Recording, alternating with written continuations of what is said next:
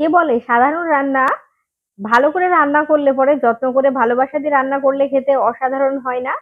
এর জন্য তোমাদেরকে দেখতে হবে শেষ পর্যন্ত, আর সঙ্গে থাকতে হবে কিভাবে আমি রান্না করছি। খুবই সিম্পল রান্না, কিন্তু খেতে অসাধারণ। সঙ্গে থাকো আর দেখতে থাকো।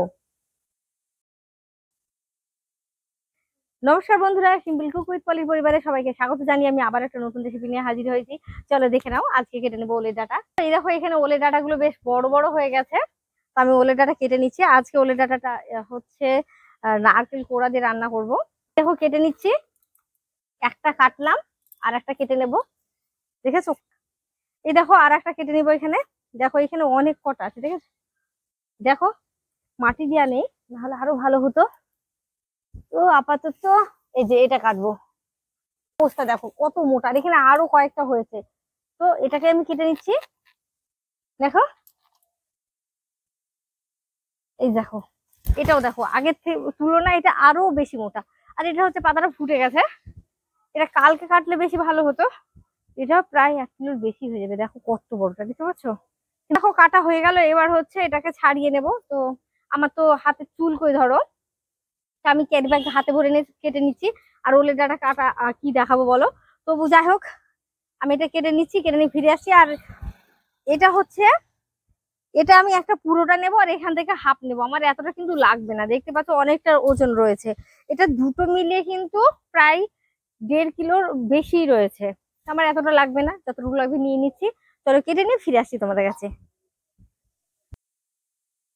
দেখো ওল ডাঁটাগুলো আমি কেটে নিয়েছি। যেগুলো হচ্ছে বড় রয়েছে সেগুলোকে যেগুলো মোটা রয়েছে সেগুলো 4 টুকরো করেছি, আর যেগুলো হচ্ছে একটু সরু রয়েছে সেগুলো হাফ করে নিয়েছি। তারপর খুব ভালো করে ধুয়ে নিয়েছি। এখানে কড়াইয়ে হাফ গ্লাসে একটু বেশি জল দিয়ে এটাকে সেদ্ধ করে নেবো। খুব ভালোভাবে সেদ্ধ করে নেওয়ার জন্য আমি এখানে দিয়ে দিচ্ছি হাফ চামচের একটু বেশি লবণ। তারপর আরো একটু জল দিয়ে দিচ্ছি যাতে করে লবণটা খুব তাড়াতাড়ি গলে যায়। তারপরে হচ্ছে এটাকে ঢাকা দিয়ে মোটামুটি 7 থেকে 8 মিনিট মতো সেদ্ধ করতে দেবো। আর এদিকে একটা নারকেল নিয়েছি, যেটাকে আমি ফাটিয়ে কুড়িয়ে নেবো। তো এখানে দেখো খুব ভালোভাবে কিন্তু ওলের ডাঁটাগুলো সেদ্ধ হয়ে গেছে।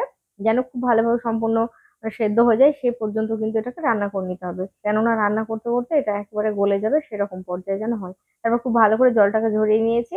জল ঝরানো হয়ে গেছে, এখানে কড়াই দিয়ে দিচ্ছি আমি টেবিল চামচে 2 চামচ তেল।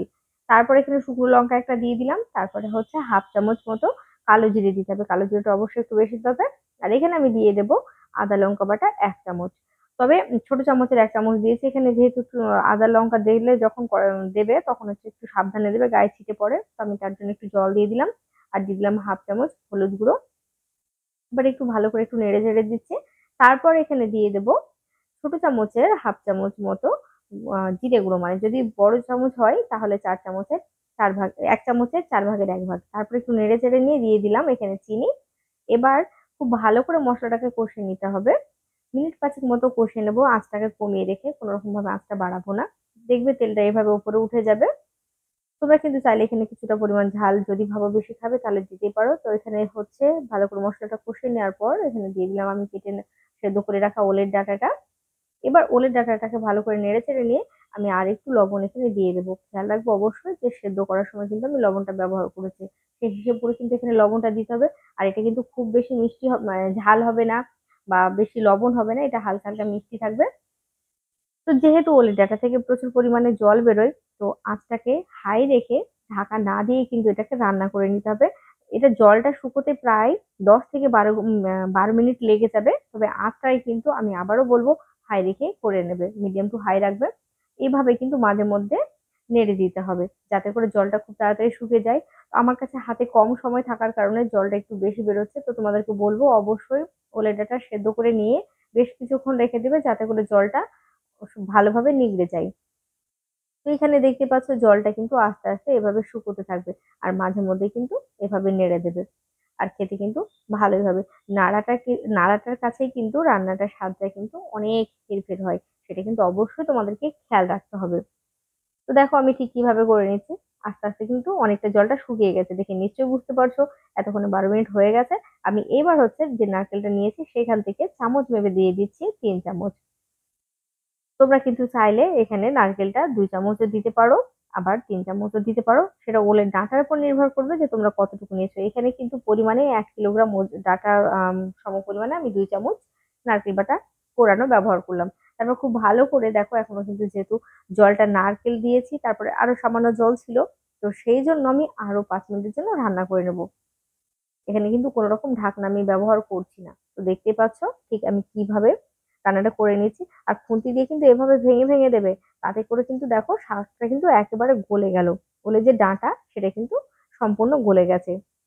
তো দেখো কত সুন্দর হয়ে গেছে। চাইলে কিন্তু তোমরা এখানে ঘি ব্যবহার করতে পারো, কিন্তু যেহেতু নারকেল বাটা দেওয়া রয়েছে সে কারণে কিন্তু আমি এখানে ঘি ব্যবহার করিনি। তো এইভাবে কিন্তু আঁচটাকে বাড়িয়ে রেখে খুব ভালোভাবে নেড়ে নেবে। আর দেখো এখান থেকে কিন্তু জলটা সম্পূর্ণ শুকিয়ে গেছে, আর কোনো রকম ভাবে কিন্তু জলটা নেই। জলটা থাকলে কিন্তু শাকটা খেতে মোটেই ভালো লাগবে না। এভাবে রান্না করে নেবে। এবার হয়ে গেছে, এটা পরিবেশন করবো। প্রিয় দর্শক বন্ধুরা, তোমাদের যদি এতটুকু কাজে লাগে, নিরামিষ দিনে এই রান্নাটা এতটুকু ভালো লাগে, তোমরা নিরামিষ দিনে এটা রান্না করে খাবে। আর আমাকে জানাবে তোমাদের কেমন লেগেছে। এতক্ষণ সঙ্গে থাকার জন্য অসংখ্য ধন্যবাদ। ভালো থেকো, সুস্থ থেকো, নমস্কার।